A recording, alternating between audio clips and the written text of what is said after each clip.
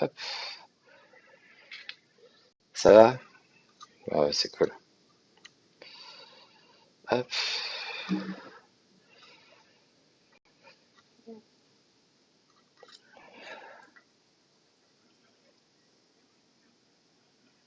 t'as pas imprimé depuis un moment? Bah, j'ai pensé à toi parce que j'ai acheté deux nouvelles imprimantes. Je cherchais un modèle qui m'intéressait. Ah d'accord. Moi j'ai acheté justement j'ai racheté deux imprimantes FDM et j'ai acheté la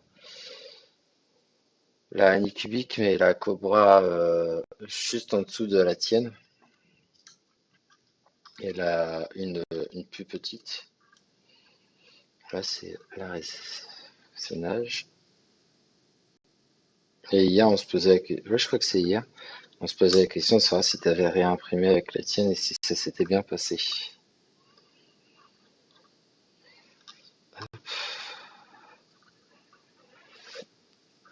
Je- Oui, nickel. Bon, bah, c'est le principal.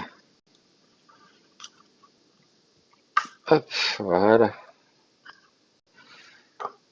Alors, je sais pas chez vous, mais moi, ici, je suis en nage. Pourtant, il fait que 15 degrés dehors, mais là, au fait, tu décolles comment tes pièces? Alors, il faut, mince. Il faut bien attendre que ton plateau soit refroidi.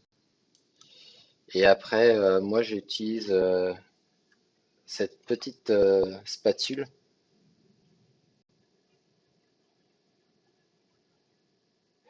J'utilise cette petite spatule que je glisse sous ma pièce et j'essaye de faire tout le tour pour la décoller.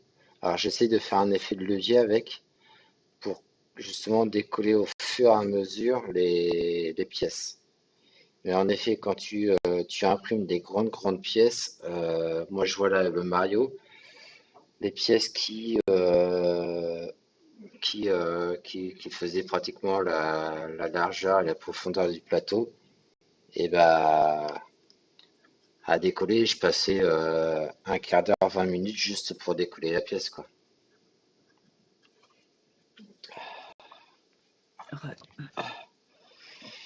Ouais.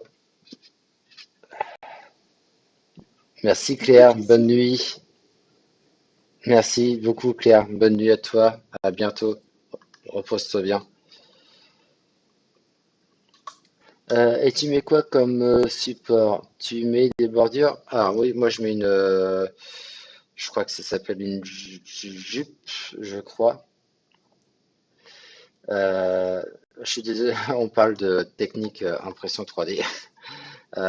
Donc une jupe, je crois que c'est une jupe. Alors je suis pas sûr que ce soit une jupe ou une bordure. J'ai un doute, mais c'est une sorte oui, de jupe. Il y a une jupe qui fait 4-5 mm tout autour de la pièce, ce qui permet de bien coller la pièce à notre plateau. Comme ça, quand ça s'imprime, ça se décolle pas du plateau. Et c'est pour ça, en général, par exemple, là, si je fais ça, il y a toujours un petit reste. C'est pour ça que je passe souvent un petit coup de scalpel au bord comme ça, pour enlever les petits bouts de filament qui resteraient dessus. Donc moi je mets ça, et puis en support, je mets les supports arborescents. Tu serais arrivé un peu plus tôt, j'aurais pu te savoir à quoi ça ressemblait, puisque j'en ai enlevé là ce soir. Et moi, c'est ce que je préfère en termes de support.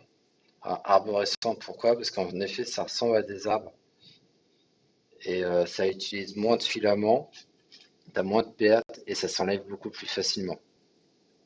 Et niveau qualité, alors il y a des petits réglages à faire, mais ça c'est, j'ai envie de dire, chaque imprimante est différente, donc il faudra, suivant aussi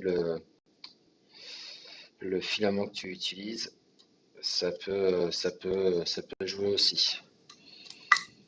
Bon, c'est bon. Hop.